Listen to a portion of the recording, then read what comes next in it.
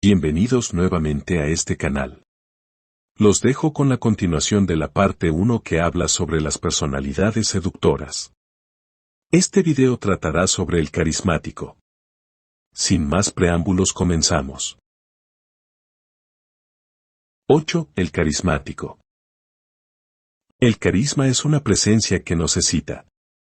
Procede de una cualidad interior, seguridad, energía sexual, determinación, placidez, que la mayoría de la gente no tiene y desea.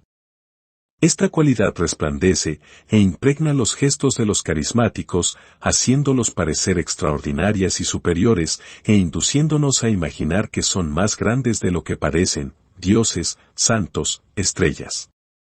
Ellos aprenden a aumentar su carisma con una mirada penetrante, una oratoria apasionada y un aire de misterio.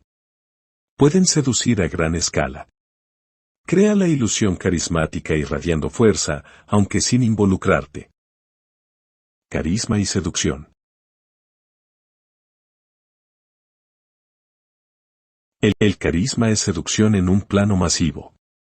Los carismáticos hacen que multitudes se enamoren de ellos, y luego las conducen. Ese proceso de enamoramiento es simple y sigue un camino similar al de una seducción entre dos personas. Los carismáticos tienen ciertas cualidades muy atractivas y que los distinguen. Podrían ser su creencia en sí mismos, su osadía, su serenidad. Mantienen en el misterio la fuente de estas cualidades. No explican de dónde procede su seguridad o satisfacción, pero todos a su lado la sienten, resplandece, sin una impresión de esfuerzo consciente. El rostro del carismático suele estar animado, y lleno de energía, deseo, alerta, como el aspecto de un amante, instantáneamente atractivo, incluso vagamente sexual. Seguimos con gusto a los carismáticos porque nos agrada ser guiados, en particular por personas que ofrecen aventura o prosperidad.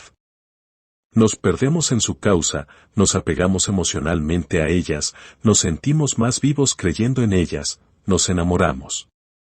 El carisma explota la sexualidad reprimida, crea una carga erótica.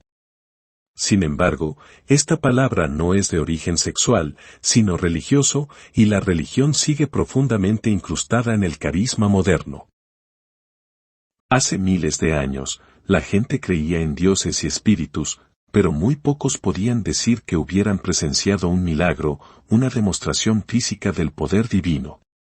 Sin embargo, un hombre que parecía poseído por un espíritu divino, y que hablaba en lenguas, arrebatos de éxtasis, expresión de intensas visiones, sobresalía como alguien a quien los dioses habían elegido.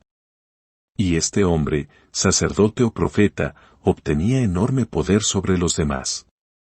¿Qué hizo que los hebreos creyeran en Moisés, lo siguieran fuera de Egipto y le fuesen fieles, pese a su interminable errancia en el desierto?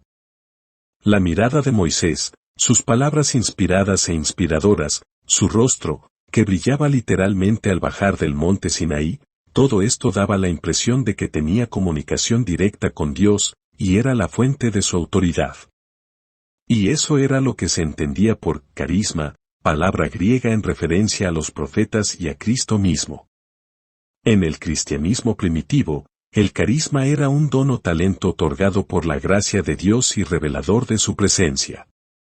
La mayoría de las grandes religiones fueron fundadas por un carismático, una persona que exhibía físicamente las señales del favor de Dios. Al paso del tiempo, el mundo se volvió más racional. Finalmente, la gente obtenía poder no por derecho divino, sino porque ganaba votos o demostraba su aptitud. Sin embargo, el gran sociólogo alemán de principios del siglo XX, Max Weber, señaló que, pese a nuestro supuesto progreso, entonces había más carismáticos que nunca. Lo que caracterizaba a un carismático moderno, según él, era la impresión de una cualidad extraordinaria en su carácter, equivalente a una señal del favor de Dios. ¿Cómo explicar si no, el poder de un Robespierre o un Lenin? Más que nada, lo que distinguía a esos hombres, y constituía la fuente de su poder, era la fuerza de su magnética personalidad. No hablaban de Dios, sino de una gran causa, visiones de una sociedad futura. Su atractivo era emocional, parecían poseídos. Y su público reaccionaba con tanta euforia como el antiguo público ante un profeta. Cuando Lenin murió, en 1924, se formó un culto en su memoria, que transformó al líder comunista en deidad. Hoy, de cualquier persona con presencia, que llame la atención al entrar a una sala, se dice que posee carisma. Pero aun estos géneros menos exaltados de carismáticos muestran un indicio de la cualidad sugerida por el significado original de la palabra. Su carisma es misterioso e inexplicable, nunca obvio. Poseen una seguridad inusual. Tienen un don, facilidad de palabra, a menudo, que los distingue de la muchedumbre. Expresan una visión. Tal vez no nos demos cuenta de ello, pero en su presencia tenemos una especie de experiencia religiosa, creemos en esas personas, sin tener ninguna evidencia racional para hacerlo. Cuando intentes forjar un efecto de carisma, nunca olvides la fuente religiosa de su poder. Debes irradiar una cualidad interior con un dejo de santidad o espiritualidad. Tus ojos deben brillar con el fuego de un profeta. Tu carisma debe parecer natural, como si procediera de algo misteriosamente fuera de tu control, un don de los dioses. En nuestro mundo racional y desencantado, la gente anhela una experiencia religiosa, en particular a nivel grupal. Toda señal de carisma actúa sobre este deseo de creer en algo. Y no hay nada más seductor que darle a la gente algo en que creer y seguir. El carisma debe parecer místico, pero esto no significa que no puedas aprender ciertos trucos para aumentar el que ya posees, o que den la impresión exterior de que lo tienes. Las siguientes son las cualidades básicas que te ayudarán a crear la ilusión de carisma. Propósito. Si la gente cree que tienes un plan, que sabes a dónde vas, te seguirá instintivamente. La dirección no importa, elige una causa, un ideal, una visión, y demuestra que no te desviarás de tu meta. La gente imaginará que tu seguridad procede de algo real, así como los antiguos hebreos creyeron que Moisés estaba en comunión con Dios simplemente porque exhibía las señales externas de ello. La determinación es doblemente carismática en tiempos difíciles. Como la mayoría de la gente titubea antes de hacer algo atrevido, aun cuando lo que se requiera sea actuar, una decidida seguridad te convertirá en el centro de atención. Los demás creerán en ti por la simple fuerza de tu carácter. Cuando Franklin Delano Roosevelt llegó al poder en Estados Unidos durante la Gran Depresión, mucha gente dudaba de que pudiera hacer grandes cambios. Pero en sus primeros meses en el puesto exhibió tanta seguridad, tanta decisión y claridad frente a los muchos problemas del país, que la gente empezó a verlo como su salvador, alguien con un intenso carisma. Misterio. El misterio se sitúa en el corazón del carisma, pero se trata de una clase particular, un misterio expresado por la contradicción. El carismático puede ser tanto proletario como aristócrata, Mao Zedong, cruel y bondadoso, Pedro el Grande, excitable y glacialmente indiferente, Charles de Gaulle, íntimo y distante, Sigmund Freud. Dado que la mayoría de las personas son predecibles, el efecto de estas contradicciones es devastadoramente carismático. Te vuelven difícil de entender, añaden riqueza a tu carácter, hacen que la gente hable de ti. A menudo es mejor que reveles tus contradicciones lenta y sutilmente, si las expones una tras otra, los demás podrían pensar que tienes una personalidad errática. Muestra tu misterio gradualmente, y se correrá la voz. También debes mantener a la gente a prudente distancia, para evitar que te comprenda. Otro aspecto del misterio es un dejo de asombro. La impresión de dones proféticos o psíquicos contribuirá a tu aura. Predice cosas con seriedad y la gente imaginará a menudo que lo que dijiste se hizo realidad. Santidad. La mayoría de nosotros transigimos constantemente para sobrevivir, los santos no. Ellos deben vivir sus ideales sin preocuparse por las consecuencias. El efecto piadoso confiere carisma. La santidad va más allá de la religión. Políticos tan dispares como George Washington y Lenin se hicieron fama de santos por vivir con sencillez, pese a su poder, ajustando su vida personal a sus valores políticos. Ambos fueron prácticamente divinizados al morir. Albert Einstein también tenía aura de santidad, infantil, reacio a transigir, perdido en su propio mundo. La clave es que debes tener ciertos valores profundamente arraigados. Esta parte no puede fingirse, al menos no sin correr el riesgo de acusaciones de charlatanería que destruirán tu carisma a largo plazo. El siguiente paso es demostrar, con la mayor sencillez y sutileza posibles, que practicas lo que predicas. Por último, la impresión de ser afable y sencillo puede convertirse a la larga en carisma, siempre y cuando parezcas totalmente a gusto con ella. La fuente del carisma de Harry Truman, e incluso de Abraham Lincoln, fue parecer una persona como cualquiera. Elocuencia. Un carismático depende del poder de las palabras. La razón es simple, las palabras son la vía más rápida para crear perturbación emocional. Pueden exaltar, elevar, enojar sin hacer referencia a nada real. Durante la Guerra Civil Española, Dolores Ibánuri, conocida como la Pasionaria, pronunciaba discursos procomunistas con tal poder emotivo que determinaron varios momentos clave de esa contienda. Para conseguir este tipo de elocuencia, es útil que el orador sea tan emotivo, tan sensible a las palabras, como el público. Pero la elocuencia puede aprenderse, los recursos que la Pasionaria utilizaba. Consignas, lemas, reiteraciones rítmicas, frases que el público repita, son fáciles de adquirir. Roosevelt, un tipo tranquilo y patricio, podía convertirse en un orador dinámico, a causa tanto de su estilo de expresión oral, lento e hipnótico, como por su brillante uso de imágenes, aliteraciones y retórica bíblica. Las multitudes en sus mítines solían conmoverse hasta las lágrimas. El estilo lento y serio suele ser más eficaz a largo plazo que la pasión, porque es más sutilmente fascinante, y menos fatigoso. Teatralidad. Un carismático es exuberante, tiene una presencia fuerte.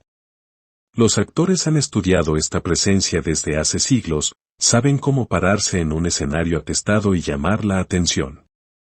Sorpresivamente, no es el actor que más grita o gesticula el que mejor ejerce esta magia, sino el que guarda la calma, irradiando seguridad en sí mismo. El efecto se arruina si se hace demasiado esfuerzo. Es esencial poseer conciencia de sí, poder verte como los demás te ven. De Gaulle sabía que esta conciencia de sí era clave para su carisma. En las circunstancias más turbulentas, la ocupación nazi de Francia, la reconstrucción nacional tras la Segunda Guerra Mundial, una rebelión militar en Argelia, mantenía una compostura olímpica que contrastaba magníficamente con la histeria de sus colegas. Cuando hablaba, nadie le quitaba los ojos de encima. Una vez que tú sepas cómo llamar la atención de esta manera, acentúa el efecto apareciendo en actos ceremoniales y rituales repletos de imágenes incitantes, para parecer majestuoso y divino. La extravagancia no tiene nada que ver con el carisma, atrae el tipo de atención incorrecto. Desinhibición. La mayoría de las personas están reprimidas y tienen poco acceso a su inconsciente, problema que crea oportunidades para el carismático, quien puede volverse una suerte de pantalla en que los demás proyecten sus fantasías y deseos secretos. Primero tendrás que mostrar que eres menos inhibido que tu público, que irradias una sexualidad peligrosa, no temes a la muerte, eres deliciosamente espontáneo. Aún un indicio de estas cualidades hará pensar a la gente que eres más poderoso de lo que en verdad eres. En la década de 1850, una bohemia actriz estadounidense, Ade Isaacs Menken, sacudió al mundo con su desenfrenada energía sexual y su intrepidez. Aparecía semidesnuda en el escenario, realizando actos en los que desafiaba a la muerte. Pocas mujeres podían atreverse a algo así en la época victoriana, y una actriz más bien mediocre se volvió figura de culto. Como extensión de tu desinhibición, Tu trabajo y carácter deben poseer una cualidad de irrealidad que revele tu apertura a tu inconsciente. Tener esta cualidad fue lo que transformó a artistas como Wagner y Picasso en ídolos carismáticos. Algo afín a esto es la soltura de cuerpo y espíritu, mientras que los reprimidos son rígidos, los carismáticos tienen una serenidad y adaptabilidad que indica su apertura a la experiencia. Fervor. Debes creer en algo, y con tal firmeza que anime todos tus gestos y encienda tu mirada. Esto no se puede fingir. Los políticos mienten inevitablemente, lo que distingue a los carismáticos es que creen en sus mentiras, lo cual las vuelve mucho más creíbles. Un prerequisito de la creencia ardiente es una gran causa que junte a las personas, una cruzada. Conviértete en el punto de confluencia del descontento de la gente y muestra que no compartes ninguna de las dudas que infestan a los seres humanos normales. En 1490, el florentino Girolamo Savonarola se alzó contra la inmoralidad del Papa y la Iglesia Católica. Asegurando que actuaba por inspiración divina, durante sus sermones se animaba tanto que la histeria se apoderaba del gentío. Savonarola logró tantos seguidores que asumió brevemente el control de la ciudad, hasta que el Papa lo hizo capturar y quemar en la hoguera.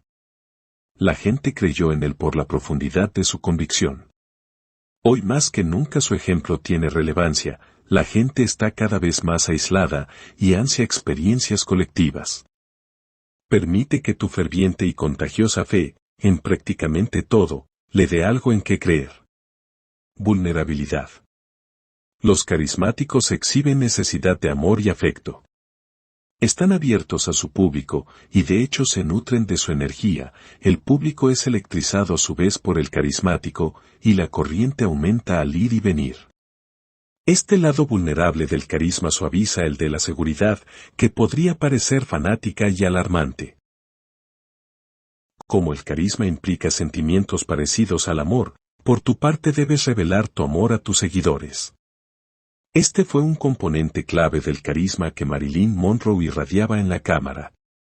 Tú sabías que pertenecía al público, escribió en su diario, y al mundo, y no porque fuera talentosa o bella, sino porque nunca había pertenecido a nada ni nadie más. El público era la única familia, el único príncipe azul y el único hogar con que siempre soñé. Frente a la cámara, Marilyn cobraba vida de repente, coqueteando con y excitando a su invisible público. Si la audiencia no siente esta cualidad en ti, se alejará. Por otro lado, nunca parezcas manipulador o necesitado. Imagina a tu público como una sola persona a la que tratas de seducir, nada es más seductor para la gente que sentirse deseada.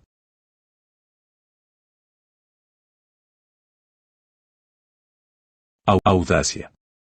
Los carismáticos no son convencionales. Tienen un aire de aventura y nesgo que atrae a los aburridos. Sé desfachatado y valiente en tus actos, que te vean corriendo riesgos por el bien de otros. Napoleón se cercioraba de que sus soldados lo vieran junto a los cañones en batalla. Lenin paseaba por las calles, pese a las amenazas de muerte que había recibido.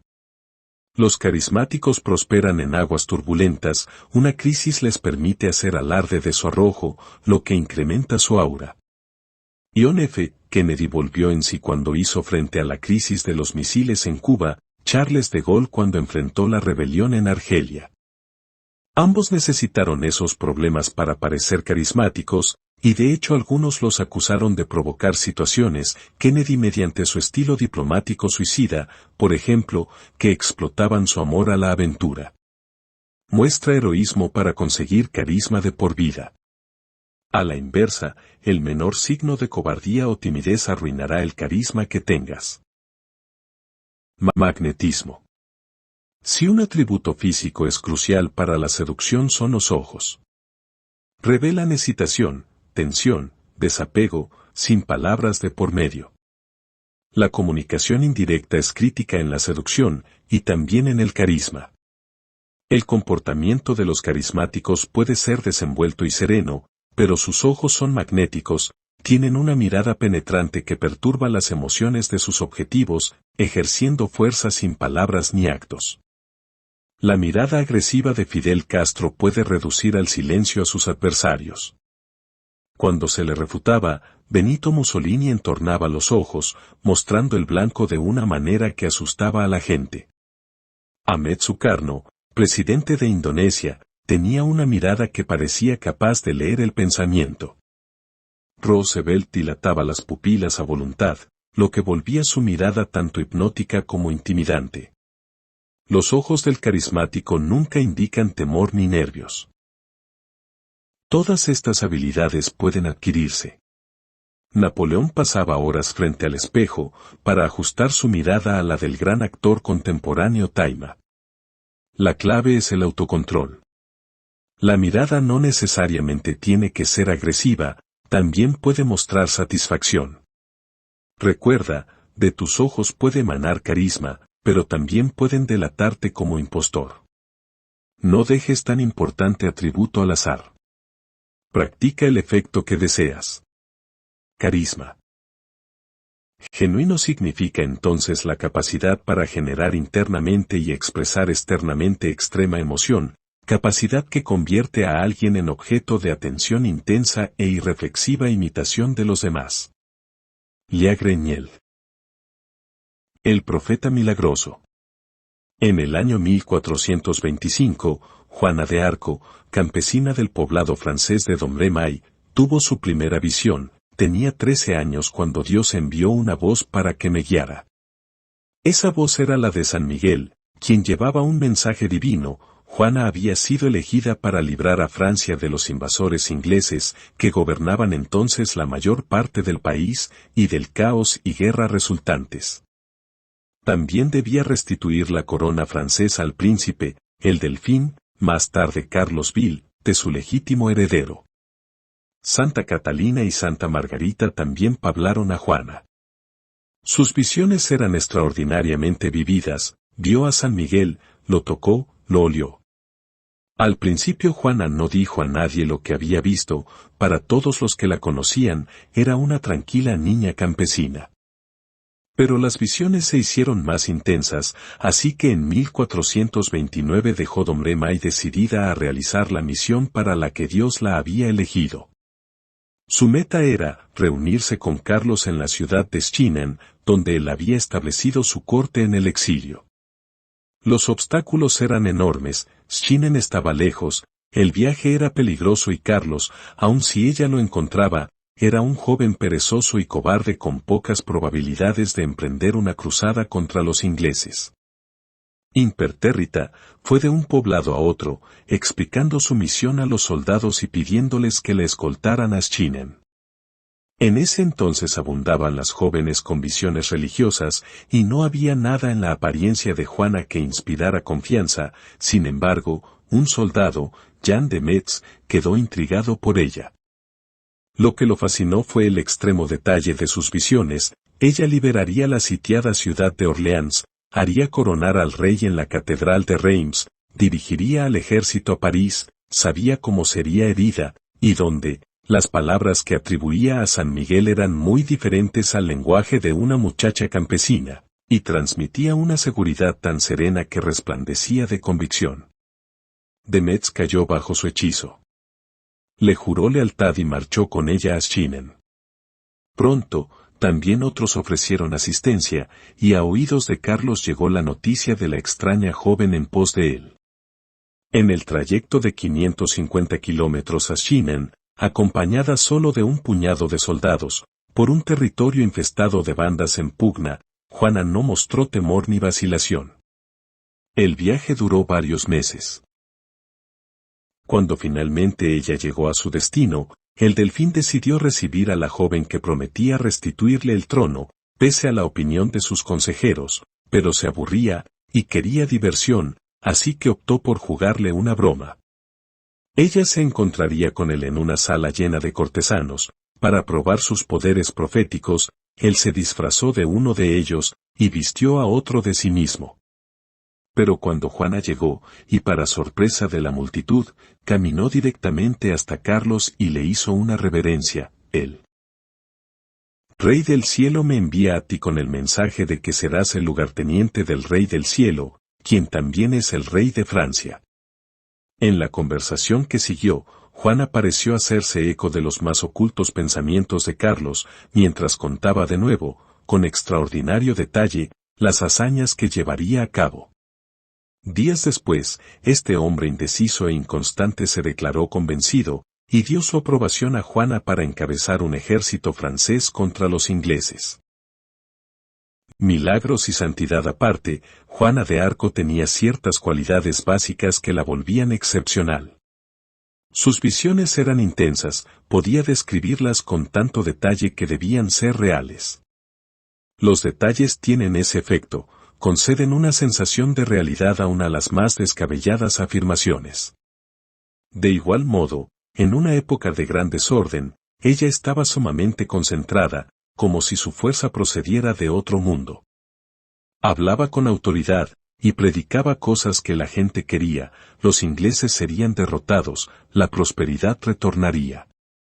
También tenía el llano sentido común de los campesinos.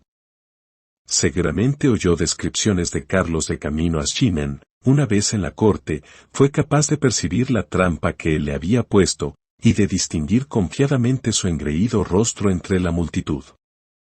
Al año siguiente sus visiones la abandonaron, y también su seguridad. Cometió muchos errores, que condujeron a su captura por los ingleses. Era humana, en realidad. Quizá nosotros ya no creamos en milagros, pero todo lo que insinúa poderes extraños, de otro mundo o hasta sobrenaturales creará carisma. La psicología es la misma, tienes visiones del futuro, y de las cosas maravillosas que puedes cumplir. Describe esas cosas con gran detalle, con un aire de autoridad, y destacarás de súbito. Y si tu profecía, de prosperidad, por decir algo, es justo lo que la gente quiere oír, es probable que caiga bajo tu hechizo, y vea más tarde los acontecimientos como confirmación de tus predicciones. Exhibe notable seguridad y la gente pensará que tu confianza procede de un conocimiento real. Engendrarás una profecía que se cumple sola. La creencia de la gente en ti se traducirá en actos que contribuirán a realizar tus visiones. Todo indicio de éxito la hará ver milagros, poderes asombrosos, el fulgor del carisma. El animal auténtico. Un día de 1905, el salón en San Petersburgo de la condesa Ignatiev estaba inusualmente lleno. Políticos, damas de sociedad y cortesanos habían llegado temprano para esperar al distinguido invitado de honor, Grigori Eimovich Rasputín, monje siberiano de 40 años de edad que se había hecho fama en toda Rusia como curandero, quizás santo. Cuando Rasputín arribó, pocos pudieron ocultar su decepción. Su rostro era feo, desgreñado su cabello, y él mismo era desgarbado y rústico. Se preguntaron qué hacían ahí. Pero entonces Rasputín se acercó a cada uno de ellos, les envolvió los dedos entre sus enormes manos y los miró directamente a los ojos. Al principio su mirada era inquietante, mientras los contemplaba de hito-hito, parecía sondearlos y juzgarlos. Pero de pronto su expresión cambió, y su cara irradió bondad, alegría y comprensión. Abrazó a varias damas, con extrema elusividad. Este llamativo contraste tuvo efectos profundos. El ánimo en la sala pasó pronto de la decepción a la emoción. La voz de Rasputín era grave y serena, y aunque su lenguaje era tosco, las ideas que expresaba resultaban deliciosamente simples y sonaban a grandes verdades espirituales. Justo cuando los invitados empezaban a relajarse con ese campesino de sucia apariencia, el humor y de este pasó de súbito al enojo. Los conozco, puedo leer en su alma. Son demasiado engreídos. Esas finas prendas y artes suyas son infiles y perniciosas. Los hombres deben aprender a humillarse. Deben ser sencillos, muy, muy sencillos. Solo entonces Dios se acercará a ustedes. El rostro del monje se animó, sus pupilas se dilataron, parecía completamente distinto. Su mirada iracunda era tan imponente que recordó a Jesús echando a los comerciantes del templo. Luego Rasputín se calmó, volvió a mostrarse gentil, pero los invitados ya lo veían como alguien extraño y notable. Entonces, en una actuación que repetiría pronto en salones de toda la ciudad, puso a cantar a los invitados una melodía popular, y mientras cantaban, él empezó a bailar una danza extraña y desinhibida de su invención, al tiempo que rodeaba a las mujeres más atractivas ahí presentes, a quienes invitaba con los ojos a unírsele. La danza se volvió vagamente sexual, cuando parejas caían bajo su hechizo, él murmuraba a su oído sugestivos comentarios. Pero ninguna pareció ofenderse. Durante los meses siguientes, mujeres de todos los niveles de la sociedad de San Petersburgo visitaron a Rasputín en su departamento. Hablaba con ellas de temas espirituales, pero después, sin previo aviso, se volvía sensual y les susurraba las más burdas insinuaciones. Se justificaba con el dogma espiritual, como podía arrepentirse uno si no había pecado. La salvación solo llega a quienes se descarrían.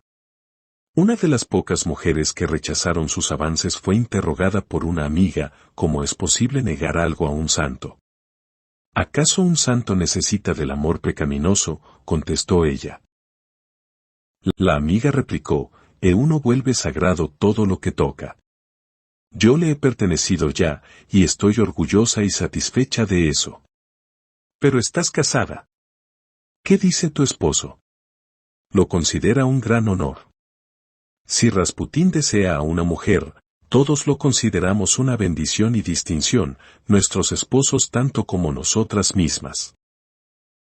El hechizo de Rasputín se extendió en poco tiempo al zar Nicolás y en particular a su esposa, la zarina Alejandra, luego de que, al parecer, curó a su hijo de una lesión mortal.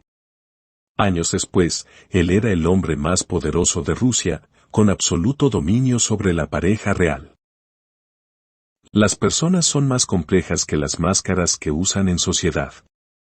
Un hombre que parece noble y delicado quizá oculte un lado oscuro, el que con frecuencia se manifestará en formas extrañas, si su nobleza y refinamiento son de hecho una impostura, tarde o temprano la verdad saldrá a la luz, y su hipocresía decepcionará y ahuyentará. Por el contrario, nos atraen las personas que parecen más holgadamente humanas, que no se molestan en esconder sus contradicciones. Esta era la fuente del carisma de Rasputín. Un hombre tan auténtico, tan desprovisto de apocamiento o hipocresía, era sumamente atractivo. Su maldad y su santidad eran tan extremas que lo volvían desbordante. El resultado era una aura carismática inmediata y priverbel, irradiaba de sus ojos y del contacto de sus manos. La mayoría somos una combinación de demonio y santo, lo noble y lo innoble, y pasamos la vida tratando de reprimir nuestro lado oscuro. Pocos podemos dar rienda suelta a ambos lados, como hacía Rasputín, pero podemos crear carisma en menor grado liberándonos de cohibiciones y de la incomodidad que la mayoría sentimos por nuestra complicada naturaleza. No puedes evitar ser como eres, así que sé genuino. Esto es lo que nos atrae de los animales, hermosos y crueles, no dudan de sí. Esta cualidad es doblemente fascinante en los seres humanos. Las personas que gustan de guardar las apariencias podrían condenar tu lado oscuro, pero la virtud no es lo único que crea carisma, todo lo extraordinario lo hará. No te disculpes ni te quedes a medio camino. Entre más desenfrenado parezcas, más magnético será tu efecto. Por su propia naturaleza, la existencia de la autoridad carismática es específicamente inestable. El detentador puede verse privado de su carisma, puede sentirse abandonado por su Dios, como Jesús en la cruz, puede demostrar a sus seguidores que la virtud se ha agotado. Su misión se extingue entonces, y la esperanza aguarda y busca un nuevo detentador de carisma. Max Weber, de Max Weber, Ensayos de Sociología, edición de Hans Hertie C. Wright Mix.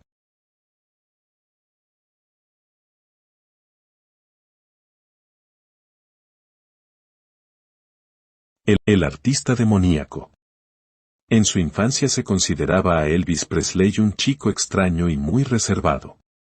En la preparatoria, en Memphis, Tennessee, llamaba la atención por su copete y patillas y su atuendo rosa y negro, pero quienes intentaban hablarle no encontraban nada en él, era terriblemente soso o irremediablemente tímido. En la fiesta de graduación, fue el único que no bailó. Parecía perdido en un mundo privado, enamorado de la guitarra que llevaba a todas partes. En el Ellis Auditorium, al final de una función de música gospel o lucha libre, el gerente de concesiones solía hallarlo en el escenario imitando una actuación y recibiendo los aplausos de un público imaginario. Cuando le pedía que se marchara, Elvis se iba sin decir nada. Era un muchacho muy cortés. En 1953, justo recién salido de la preparatoria, Elvis grabó su primera canción, en un estudio local.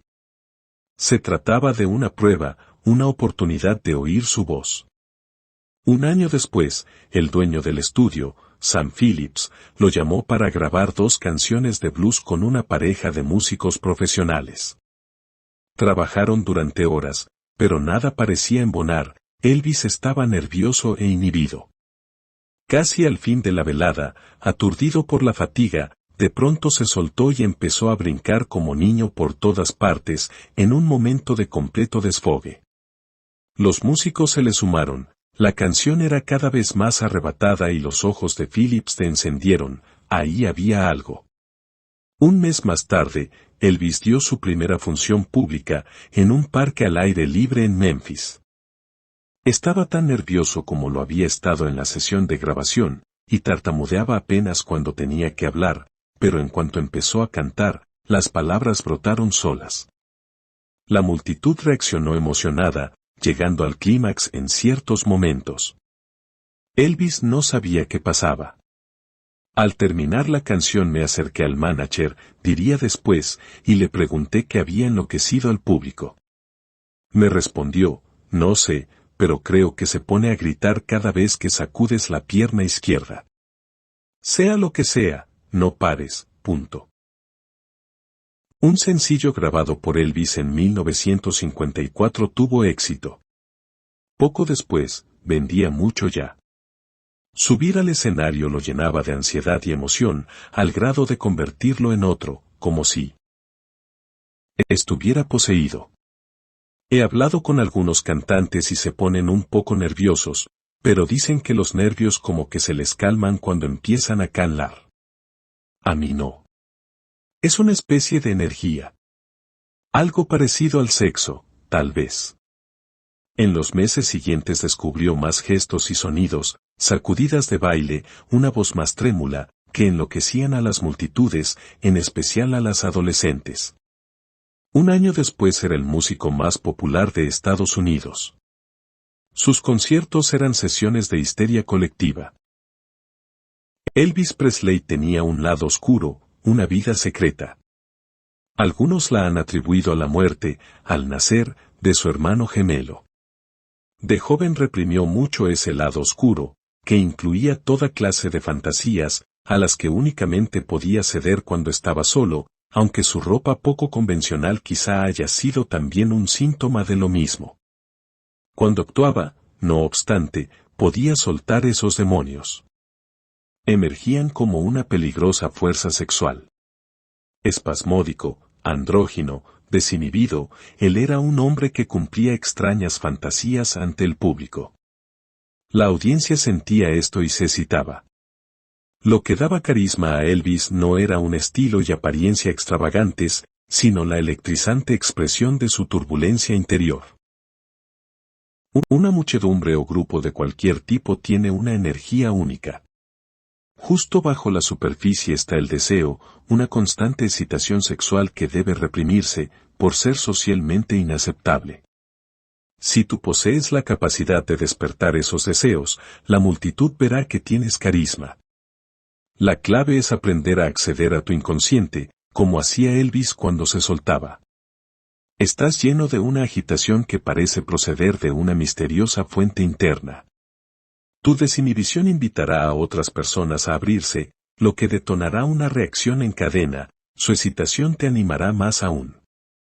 Las fantasías que saques a la superficie no necesariamente tienen que ser sexuales, cualquier tabú social, cualquier cosa reprimida y con urgencia de una salida, será suficiente. Haz sentir esto en tus grabaciones, tus obras de arte, tus libros. La presión social mantiene tan reprimida a la gente que ésta se sentirá atraída por tu carisma antes siquiera de haberte conocido en persona. El Salvador. En marzo de 1917, el Parlamento de Rusia obligó a abdicar al soberano de la nación, el zar Nicolás, y estableció un gobierno provisional. Rusia estaba en ruinas. Su participación en la Primera Guerra Mundial había sido un desastre, el hambre se extendía por todos lados, el inmenso campo era presa del saqueo y el linchamiento, y los soldados desertaban en masa del ejército. Políticamente, el país estaba muy dividido, las principales facciones eran la derecha, los socialdemócratas y los revolucionarios de izquierda, y cada uno de estos grupos estaba aquejado a su vez por la disensión. En medio de este caos llegó Vladimir Ilich Lenin, de 47 años de edad. Revolucionario marxista, líder del Partido Comunista Bolchevique, había sufrido un exilio de 12 años en Europa hasta que, reconociendo el caos que invadía a Rusia como la oportunidad que tanto había esperado, volvió deprisa a su país. Llamó entonces a suspender la participación en la guerra y a una inmediata revolución socialista. En las primeras semanas tras su arribo, nada habría podido parecer más ridículo. Como hombre, Lenin era poco impresionante, de baja estatura y facciones toscas. Además, había pasado años en Europa, aislado de su pueblo e inmerso en la lectura y las discusiones intelectuales. Más aún, su partido era pequeño, apenas un grupúsculo de la coalición de izquierda, con poca organización. Pocos lo tomaban en serio como líder nacional. Impertérrito, Lenin se puso a trabajar. En todas partes repetía el mismo mensaje simple: poner fin a la guerra, establecer el régimen del proletariado, abolir la propiedad privada, redistribuir la riqueza. Exhausto por las interminables guerras políticas intestinas de la nación y la complejidad de sus problemas, el pueblo empezó a escuchar. Lenin era tan decidido, tan seguro. Nunca perdía la calma. En ásperos debates, simplemente demolía con su lógica cada argumento de los adversarios.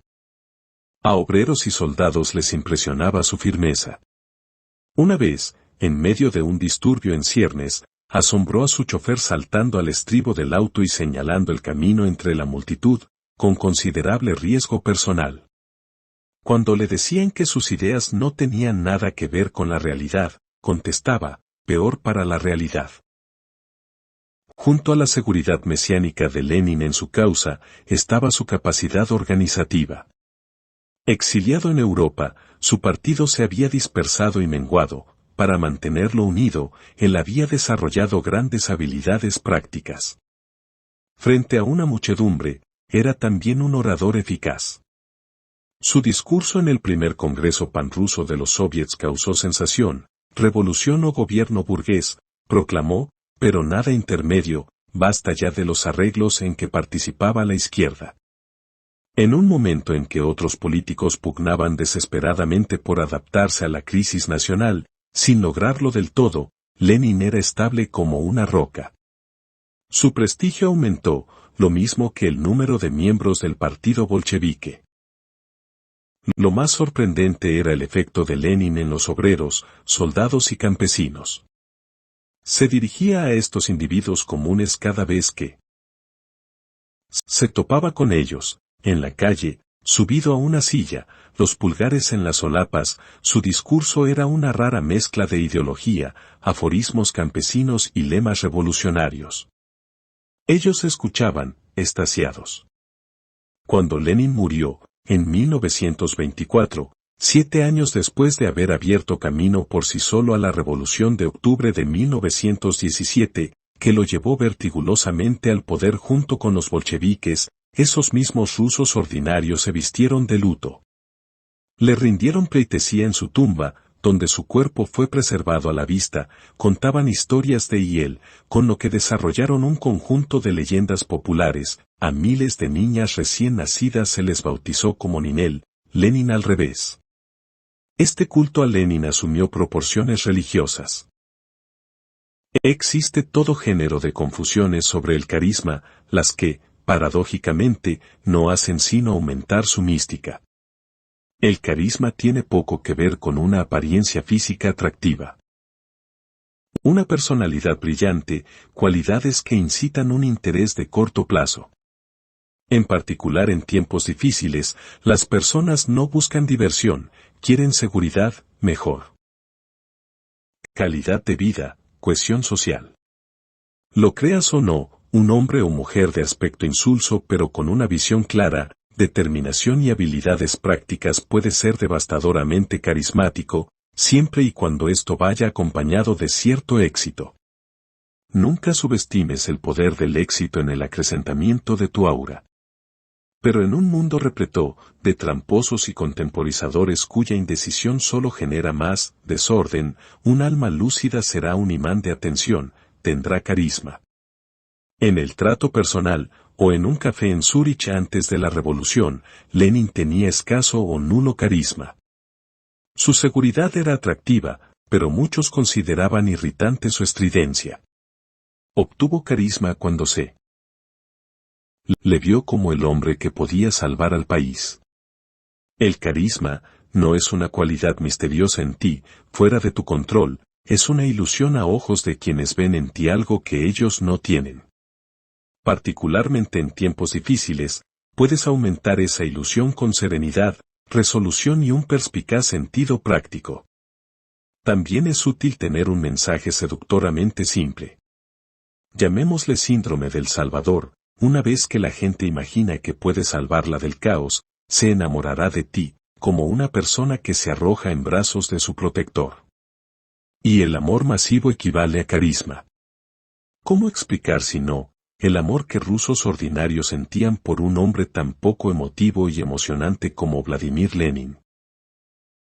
El gurú. De acuerdo con las creencias de la Sociedad Teosófica, cada 2000 años, más o menos, el espíritu del Maestro Universal, el Señor Mesraya, habita el cuerpo de un ser humano. Primero fue Sri Krishna, nacido 2000 años antes de Cristo, luego fue el propio Jesús, y a principios del siglo XX estaba prevista otra encarnación. Un día de 1909, el teósofo Charles Leadbeater vio a un chico en una playa de la India y tuvo una epifanía. Ese muchacho de 14 años, Jiddu Krishnamurti, sería el siguiente vehículo del Maestro Universal. A Leadbeater le impresionó la sencillez del muchacho, quien parecía carecer de la menor traza de egoísmo. Los miembros de la Sociedad Teosófica coincidieron con su evaluación y adoptaron a ese escuálido y desnutrido chico, cuyos maestros lo habían golpeado repetidamente por su estupidez. Lo alimentaron y vistieron, e iniciaron su instrucción espiritual. Ese desaliñado pilluelo se convirtió en un joven sumamente apuesto. En 1911, los teósofos formaron la Orden de la Estrella en Oriente, grupo destinado a preparar el camino para la llegada del Maestro Universal. Krishnamurti fue nombrado jefe de la orden. Se le llevó a Inglaterra, donde continuó su educación, y donde quiera que iba era mimado y venerado. Su aire de sencillez y satisfacción no podía menos que impresionar. Pronto Krishnamurti empezó a tener visiones. En 1922 declaró: «He bebido de la fuente de la dicha y la eterna belleza. Estoy embriagado de Dios». En los años siguientes tuvo experiencias psíquicas que los teósofos interpretaron como visitas del Maestro Universal.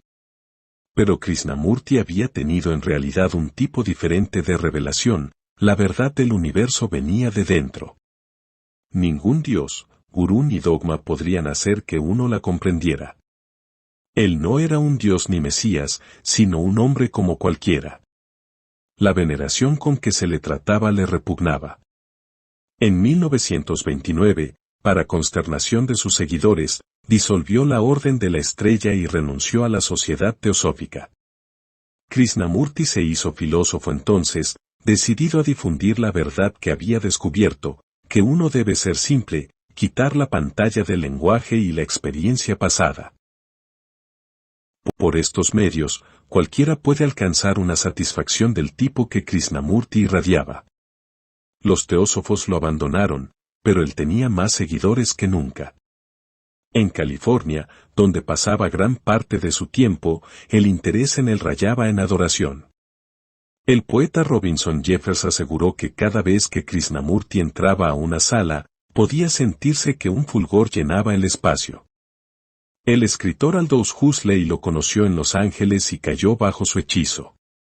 Tras oírlo hablar, escribió, era como escuchar el discurso de Buda, el mismo poder, la misma autoridad intrínseca. Irradiaba iluminación. El actor John Barrymore le pidió hacer el papel de Buda en una película. Krishnamurti declinó cortésmente. Cuando visitó la India, manos salían de la multitud para tratar de tocarlo por la ventana del auto descubierto. La gente se postraba ante él. Asqueado por toda esta adoración, Krishnamurti se distanció cada vez más. Incluso hablaba de sí en tercera persona. De hecho, la capacidad para desprenderse del propio pasado y ver al mundo de otra manera formaba parte de su filosofía, pero una vez más el efecto fue contrario al esperado, el cariño y veneración que la gente sentía por él no nacían sino aumentar. Sus seguidores peleaban celosamente por muestras de su favor. Las mujeres en particular se enamoraban profundamente de él, aunque fue célibe toda la vida. Krishnamurti no deseaba ser gurú ni carismático, pero descubrió inadvertidamente una ley de la psicología humana que lo perturbó. La gente no quiere oír que tu poder procede de años de esfuerzo o disciplina. Prefiere pensar que proviene de tu personalidad, tu carácter, algo con lo que naciste. Y espera que la proximidad del gurú o carismático le transmita parte de ese poder. No quería tener que leer los libros de Krishnamurti o pasar años practicando sus lecciones, simplemente quería estar cerca de él, empaparse de su aura, oírlo hablar, sentir la luz que entraba a la sala con él. Krishnamurti defendía la sencillez como una forma de abrirse a la verdad, pero su propia sencillez no hacía más que permitir a la gente ver lo que quería en él, atribuyéndole poderes que él no solo negaba, sino que también ridiculizaba. Este es el efecto del gurú, y es sorprendentemente simple de crear. El aura que persigues en este caso no es la ardiente de la mayoría de los carismáticos, sino un aura de incandescencia, de iluminación. Una persona iluminada ha comprendido algo que le da satisfacción, y esta satisfacción resplandece. Esta es la apariencia que deseas, no necesitas nada ni a nadie, estás pleno. Las personas sienten natural atracción por quienes emiten felicidad, quizá puedan obtenerla de ti. Cuanto menos obvio seas, mejor, que la gente concluya que eres feliz, en vez de saberlo de ti. Que lo vea en tu pausada actitud, tu amable sonrisa, tu serenidad y bienestar. Da vaguedad a tus palabras, para que la gente imagine lo que quiera. Recuerda, ser ajeno y distante no hace sino estimular el efecto. La gente peleará por la menor señal de tu interés. Un gurú está satisfecho y apartado, combinación tremendamente carismática. La Santa Teatral. Todo comenzó en la radio. A fines de la década de 1930 y principios de la de 1940, las mujeres argentinas oían la voz lastimera y musical de Eva Duarte en algunas de las populares radionovelas de la época, auténticas superproducciones. Ella nunca hacía reír, pero muy a menudo podía hacer llorar con las quejas de una mujer traicionada, o las últimas palabras de María Antonieta. De solo pensar en su voz, se sentía un estremecimiento de emoción. Además, era bonita, de largo y suelto cabello rubio y cara seria, la cual aparecía con frecuencia en las portadas de las revistas de la farándula. En 1943, esas revistas publicaron un artículo por demás interesante, Eva había iniciado un romance con uno de los miembros más apuestos del nuevo gobierno militar, el coronel Juan Perón. Los argentinos la oían entonces haciendo anuncios de propaganda para el gobierno, loando la nueva Argentina que resplandecía en el futuro. Y por fin ese cuento de hadas llegó a su perfecta conclusión. En 1945 Juan y Eva se casaron, y al año siguiente el apuesto coronel, luego de muchas pruebas y tribulaciones, incluida una temporada en la cárcel, de la que lo liberaron los esfuerzos de su devota esposa, fue elegido presidente. Era un defensor de los descamisados, los obreros y los pobres, entre quienes se había contado su esposa. De solo 26 años en ese momento, ella había crecido en la pobreza. Ahora que esta estrella era la primera dama de la República, pareció cambiar.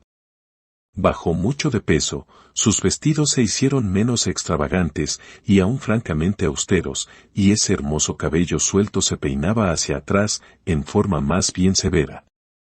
Era una lástima, la joven estrella había crecido. Pero conforme los argentinos veían más de la nueva Evita, como ya se le conocía entonces, su nueva apariencia los afectaba cada vez con mayor fuerza. El suyo era el aspecto de una mujer seria y piadosa, que correspondía efectivamente a lo que su marido llamaba el puente de amor entre él y su pueblo.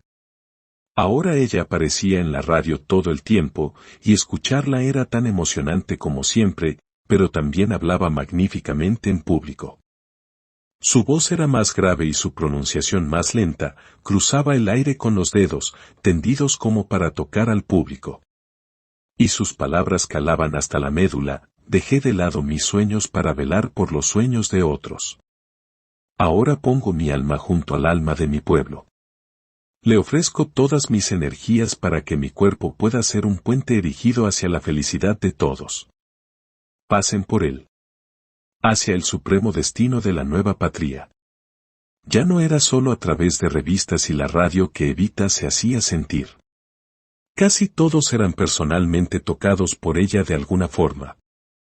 Todos parecían saber de alguien que la conocía o que la había visitado en su oficina, donde una fila de suplicantes se abría paso por los corredores hasta su puerta. Ella se sentaba detrás de su escritorio, tranquila y llena de amor. Equipos de rodaje filmaban sus actos de caridad. A una mujer que había perdido todo, Evita le daba una casa, a alguien con un hijo enfermo, atención gratis en el mejor hospital. Trabajaba tanto que lógicamente corrió el rumor de que estaba enferma. Y todos se enteraban de sus visitas a las barriadas y hospitales para los pobres, donde, contra los deseos de sus colaboradores, ella besaba en la mejilla a personas con toda clase de enfermedades, leprosos, sifilíticos, etc. Una vez, una asistente horrorizada por ese hábito trató de limpiar con alcohol los labios de Evita, para esterilizarlos. Pero esta santa mujer tomó el frasco y lo arrojó contra la pared. Sí, Evita era una santa, una virgen viviente. Su sola presencia podía curar a los enfermos. Y cuando murió de cáncer, en 1952, nadie que no fuera argentino habría podido entender la sensación de tristeza y pérdida que dejó tras de sí. Para algunos, el país nunca se recuperó. La mayoría vivimos en un estado de semisonambulismo, hacemos nuestras tareas diarias, y los días pasan volando. Las dos excepciones a esto son la infancia y los momentos en que estamos enamorados. En ambos casos, nuestras emociones están más comprometidas, más abiertas y activas. Y hacemos equivaler la emotividad con el hecho de sentirnos más vivos.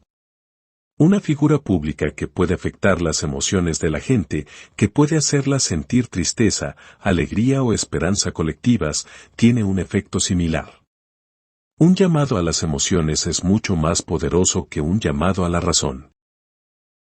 Eva Perón conoció pronto este poder, como actriz de radio. Su trémula voz podía hacer llorar al público, por eso, la gente veía en ella un gran carisma. Evita nunca olvidó esa experiencia. Todos sus actos públicos se enmarcaban en motivos dramáticos y religiosos. El teatro es emoción condensada, y la religión católica una fuerza que se sumerge en la niñez, que te impacta donde no puedes evitarlo.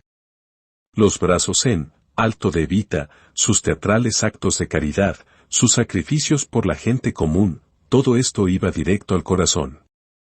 Lo carismático en ella no era solo su bondad, aunque la impresión de bondad es bastante tentadora. También lo era su capacidad para dramatizar su bondad. Tú debes aprender a explotar esos dos grandes suministros de emociones, el teatro y la religión. El teatro elimina lo inútil y banal de la vida y se concentra en momentos de piedad y terror, la religión se ocupa de la vida y la muerte. Vuelve dramáticos tus actos de caridad, da a tus palabras afectuosas una trascendencia religiosa, sumerge todo en rituales y mitos que se remonten a la infancia. Atrapada en las emociones que provocas, la gente verá sobre tu cabeza el halo del carisma. Listeza y Babero. El Libertador. En Harlem, a principios de la década de 1950, pocos afroestadounidenses sabían mucho sobre la nación del Islam, o entraban siquiera a su templo. La nación predicaba que los blancos descendían del demonio y que algún día la liberaría a la raza negra. Esta doctrina tenía poco significado para los harlemitas, quienes iban a la iglesia en busca de consuelo espiritual y dejaban las cuestiones prácticas a sus políticos locales. Pero en 1954, un nuevo ministro de la Nación del Islam llegó a Harlem. Se llamaba Malcolm X, y era culto y elocuente, pero sus gestos y palabras eran iracundos. Pronto corrió la voz. Los blancos habían linchado al padre de Malcolm. Él había crecido en una correccional, y luego había sobrevivido como estafador de poca monta antes de ser arrestado por robo y pasar 6 años en la cárcel. Su corta vida, tenía entonces 29 años, había sido un largo enfrentamiento con la ley, pero míralo nada más ahora, tan seguro e instruido. Nadie le había ayudado, todo lo había hecho solo. Los harlemitas empezaron a ver a Malcolm X en todas partes, repartiendo volantes, hablando con los jóvenes. Se paraba afuera de las iglesias, y mientras la comunidad se dispersaba, él señalaba al predicador y decía, él representa al Dios de los blancos, yo al Dios de los negros. Los curiosos comenzaron a ir a oírlo predicar en un templo de la nación del Islam. Él les pedía examinar las condiciones reales de su existencia, vean dónde viven, y luego. Dense una vuelta por Central Park, les decía. Vean los departamentos de los blancos. Vean su Wall Street. Sus palabras eran impactantes, en particular por venir de un ministro. En 1957, un joven musulmán de Harlem presenció la paliza que varios policías propinaron a un negro ebrio. Cuando el musulmán protestó, los policías lo golpearon hasta dejarlo inconsciente y lo llevaron a la cárcel. Una encolerizada multitud se reunió fuera de la jefatura de policía, lista para causar disturbios. Cuando se le informó que solo Malcolm X podía impedir la violencia, el jefe de policía mandó por él y le dijo que dispersara a la turba. Malcolm se negó. Moderando su actitud, el jefe le pidió reconsiderar. Sereno, Malcolm puso condiciones a su cooperación, atención médica para el musulmán golpeado y justo castigo para los policías. El jefe aceptó a regañadientes. Fuera de la jefatura, Malcolm explicó el acuerdo y la multitud se dispersó. En Harlem y todo el país, se había convertido súbitamente en héroe, por fin un hombre que hacía algo. El número de miembros de su templo aumentó. Malcolm empezó a hablar en todo Estados Unidos. Jamás leía un texto, mirando al público, hacía contacto visual con él, señalando con el dedo. Su enojo era obvio, no tanto en su tono, siempre era mesurado y articulado, como en su feroz energía, que le hacía saltar las venas del cuello. Muchos líderes negros anteriores habían usado palabras prudentes y pedido a sus seguidores lidiar paciente y civilizadamente con su situación social, por injusta que fuera. Malcolm era un gran alivio. Ridiculizaba a los racistas, ridiculizaba a los liberales, ridiculizaba al presidente, ningún blanco escapaba a su desprecio. Si los blancos eran violentos, decía, había que responderles con el lenguaje de la violencia, porque era el único que entendían. La hostilidad es buena, exclamaba. Ha sido reprimida mucho tiempo. En respuesta a la creciente popularidad del líder no violento Martin Luther King, J.R. Malcolm decía, cualquiera puede sentarse. Una anciana puede sentarse. Un cobarde puede sentarse. Hace falta un hombre para estar de pie. Malcolm X tuvo un efecto tonificante en muchas personas que sentían el mismo enojo que él pero temían expresarlo. En su sepelio, fue asesinado en 1965, durante uno de sus discursos, el actor Ossie Davis pronunció la oración fúnebre, ante una numerosa y emocionada multitud. Malcolm, dijo, fue nuestro brillante príncipe negro. Malcolm X fue un carismático al estilo de Moisés, un libertador. El poder de este tipo de carismáticos procede de que expresa emociones negativas acumuladas durante años de opresión. Al hacerlo, el libertador brinda a otras personas la oportunidad de liberar emociones reprimidas, la hostilidad oculta por la cortesía y sonrisas forzadas. Los libertadores deben pertenecer a la multitud sufriente, pero, más todavía, su dolor debe ser ejemplar. La historia personal de Malcolm era parte integral de su carisma. Su lección, que los negros deben ayudarse a sí mismos, no esperar a que los blancos los rediman, significó mucho más a causa de sus años en la cárcel, y de que él había seguido su propia doctrina estudiando, ascendiendo desde abajo. El libertador debe ser un ejemplo viviente de redención personal. La esencia del carisma es una emoción irresistible que transmiten tus gestos, tu tono de voz, señales sutiles, tanto más poderosas por ser mudas. Sientes algo con más profundidad que los demás, y ninguna emoción es tan intensa y capaz de crear una reacción carismática como el odio, en particular si procede de arraigadas sensaciones de opresión. Expresa lo que los demás temen decir y verán enorme poder en ti. Di lo que quieren decir pero no pueden. Nunca temas llegar demasiado lejos. Si representas una liberación de la opresión, puedes llegar más lejos aún. Moisés habló de violencia, de destruir hasta el último de sus enemigos. Un lenguaje como este une a los oprimidos y los hace sentir más vivos. Aunque esto no es algo que no puedas controlar. Malcolm X sintió rabia muy pronto, pero solo en la cárcel se educó en el arte de la oratoria y de cómo canalizar sus emociones. Nada es más carismático que la sensación de que alguien lucha con intensa emoción y no solo aprueba hacerlo. El actor olímpico. El 24 de enero de 1960 estalló una insurrección en Argelia, aún colonia francesa entonces. Encabezada por soldados franceses de derecha, el fin era bloquear la propuesta del presidente Charles de Gaulle de otorgar a Argelia el derecho a la autodeterminación. De ser necesario, los insurrectos tomarían Argelia en nombre de Francia. Durante tensos días, de Gaulle, de 70 años, mantuvo un silencio extraño. Luego, el 29 de enero, a las 8 de la noche, apareció en la televisión nacional francesa.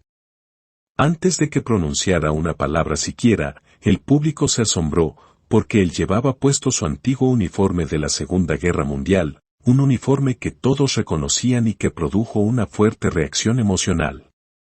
De Gaulle había sido el héroe de la resistencia, el salvador del país en su momento más sombrío. Pero ese uniforme no había sido visto por un tiempo. De Gaulle habló entonces, recordando a su público, a su serena y segura manera, todo lo que habían logrado juntos para liberar a Francia de los alemanes. Pasó lentamente de esos intensos asuntos patrióticos a la rebelión en Argelia y a la afrenta que ésta representaba para el espíritu de la liberación. Terminó su alocución repitiendo sus famosas palabras del 18 de junio de 1940, una vez más, llamo a los franceses, donde quiera que se encuentren, sean lo que sean, a apoyar a Francia. ¡Vive la République! ¡Vive la France! Este discurso tuvo dos propósitos. Mostró que de Gaulle estaba decidido a no ceder un ápice ante los rebeldes, y llegó al corazón de todos los franceses patriotas, en particular en el ejército. La insurrección se extinguió rápidamente, y nadie dudó de la relación entre su fracaso y la actuación de Gaulle en la televisión. Al año siguiente, los franceses votaron arrolladoramente a favor de la autodeterminación de Argelia. El 11 de abril de 1961, de Gaulle dio una conferencia de prensa en la que dejó en claro que Francia otorgaría pronto plena independencia a ese país.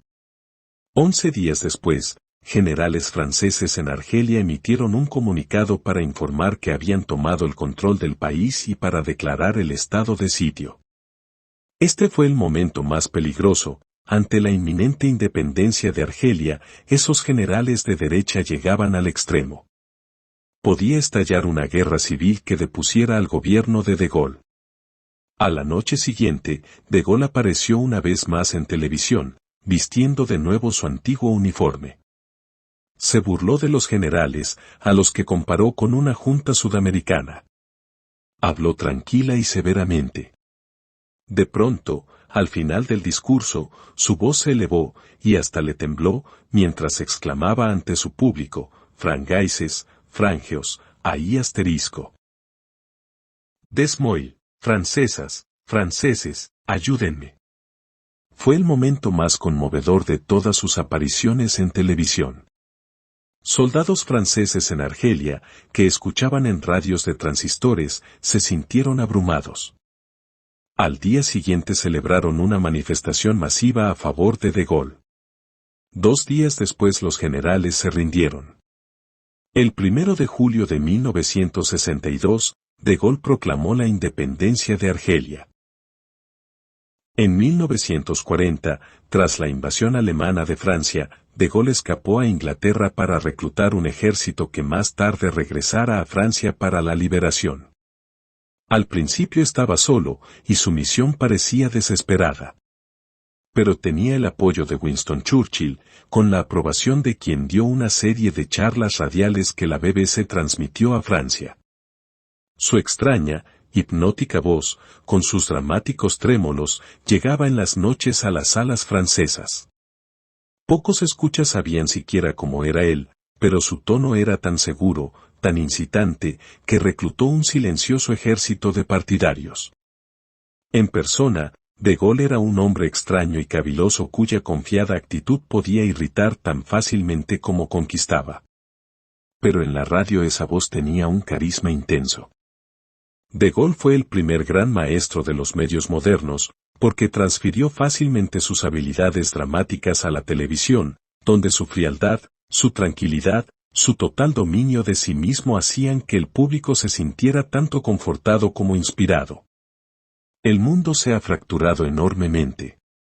Una nación ya no se reúne en las calles o las plazas, se junta en salas, donde personas que ven la televisión en todo el país pueden estar solas y con otras al mismo tiempo.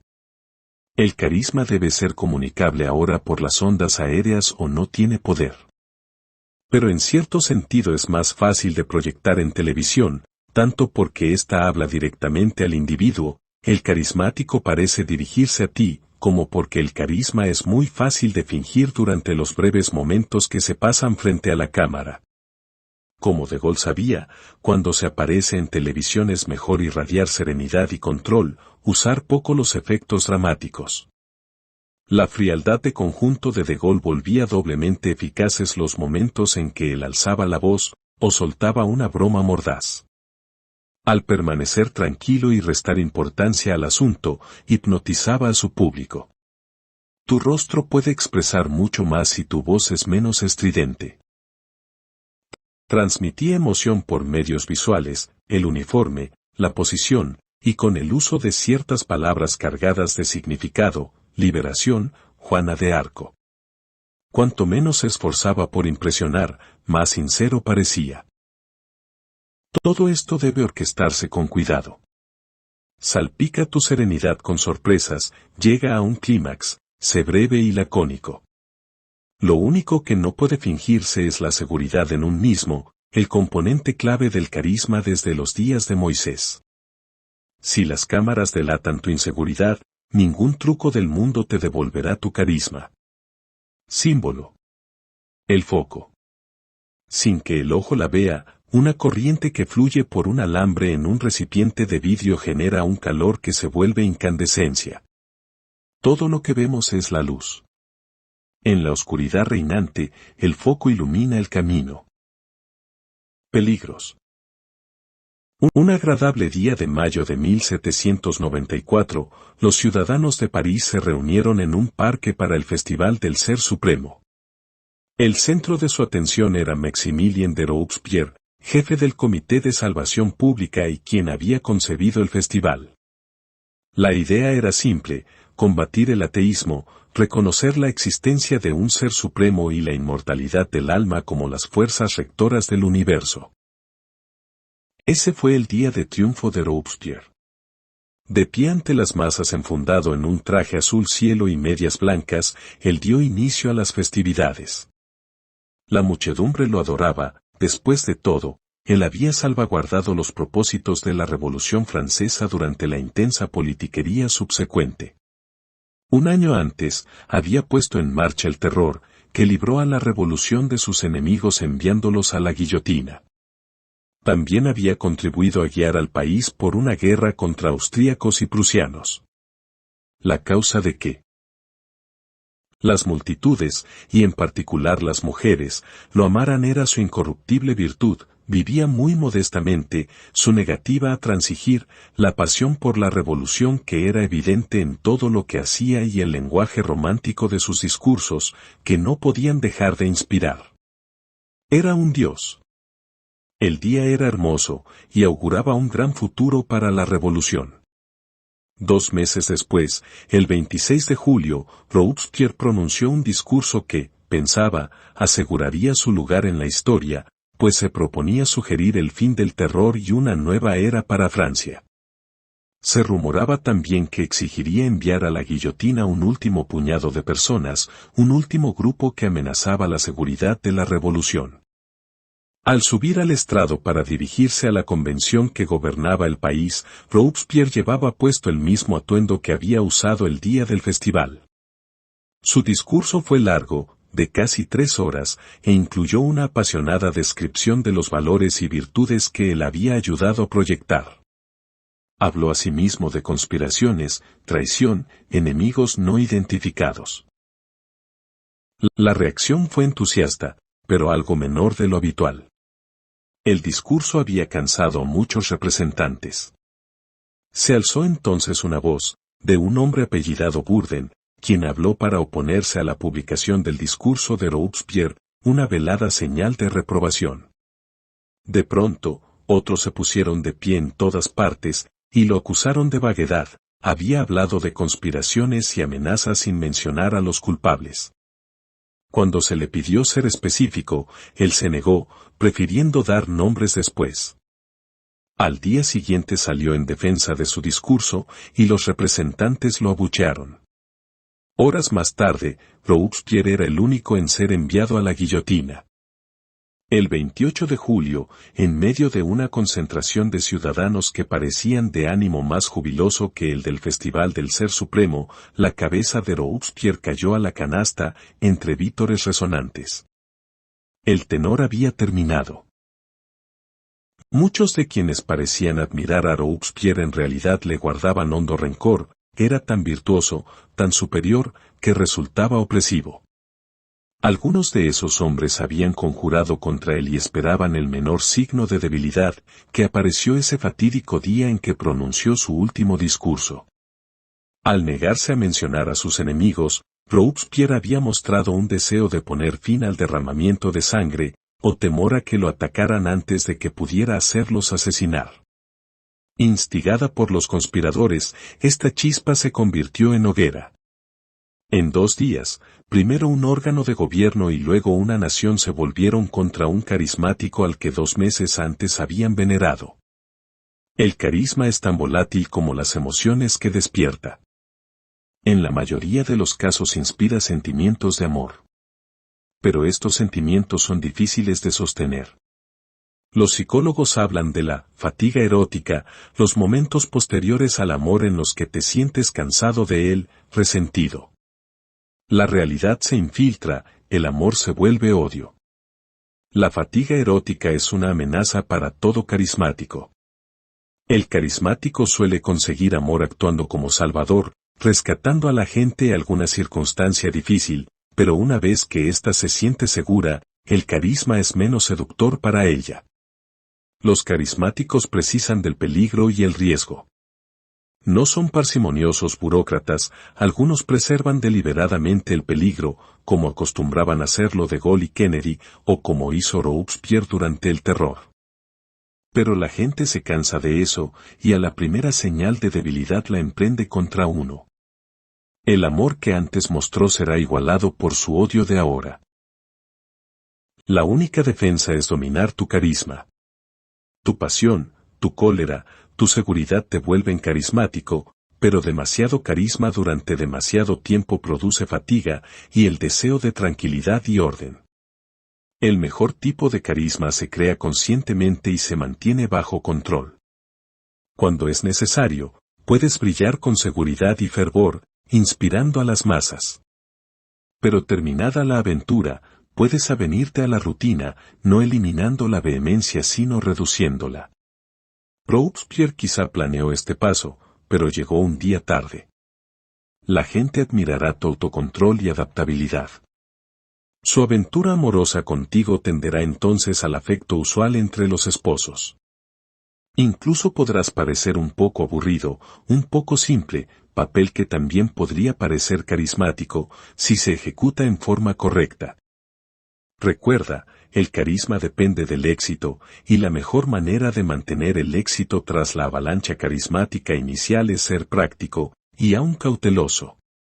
Mao Zedong era un hombre distante y enigmático que para muchos tenía un carisma que inspiraba temor reverente. Sufrió muchos reveses, que habrían representado el fin de un hombre menos hábil, pero tras cada retroceso, se retiraba y se volvía práctico, tolerante y flexible, al menos por un tiempo. Esto lo protegía de los peligros de una contrarreacción. Hay otra alternativa, asumir el papel del profeta armado. Según Maquiavelo, un profeta puede adquirir poder gracias a su personalidad carismática, pero no puede sobrevivir mucho tiempo sin una fuerza que respalde esa personalidad. Necesita un ejército. Las masas se cansarán de él, deberán ser forzadas. Ser un profeta armado no necesariamente implica armas, pero demanda un lado enérgico en tu carácter, que puedas respaldar con acciones. Por desgracia, esto significa ser despiadado con tus enemigos mientras conservas el poder. Y nadie engendra enemigos más implacables que el carismático. Finalmente, no hay nada más peligroso que suceder a un carismático. Estos personajes son poco convencionales, y su dirección es de estilo personal, estampado con el desenfreno de su personalidad. A menudo dejan caos a su paso. Quien sucede a un carismático hereda un embrollo que la gente no ve. Ella extraña a su inspirador y culpa al sucesor. Evita esta situación a toda costa. Si es ineludible, no pretendas continuar lo que el carismático empezó, sigue un nimbo nuevo. Siendo práctico, digno de confianza y franco puedes generar a menudo un extraño tipo de carisma por contraste. Así fue como Harry Truman no solo sobrevivió al legado de Roosevelt, sino que estableció además su propio tipo de carisma. Hasta aquí con el video de hoy.